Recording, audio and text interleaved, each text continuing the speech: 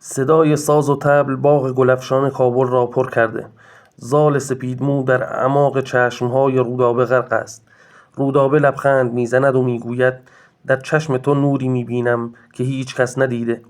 اما مهراب فرمانروا با خشم فریاد میزند این وصلت گناه کبیر است. زال از اسب برمیخیزد و با صدای آرام و استوار به درگاه منوچهر میرود.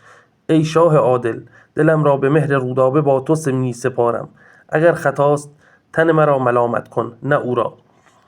منوچهر پس از سکوتی پرماجرا فرمان میدهد عشق پاک را پاس دارید. در شبی پر از شمع و عود و صدای دف حلقه ها در دست یکدیگر می درخشند و با فریاد شادی سر می دهد.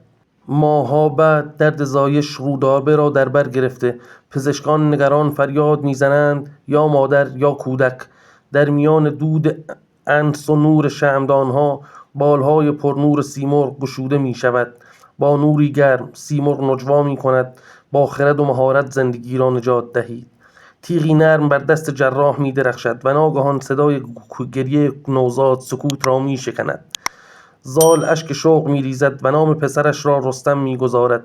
تو از آسمان آمده ای، اما خاک وطن را با جان می پروری. چشمان همه به آینده دوخته می شود. قهرمانی تازه نفس در راه است. برای دیدن داستان‌های حماسی بیشتر کانال صدای سوره رو دنبال کنید. ممنون.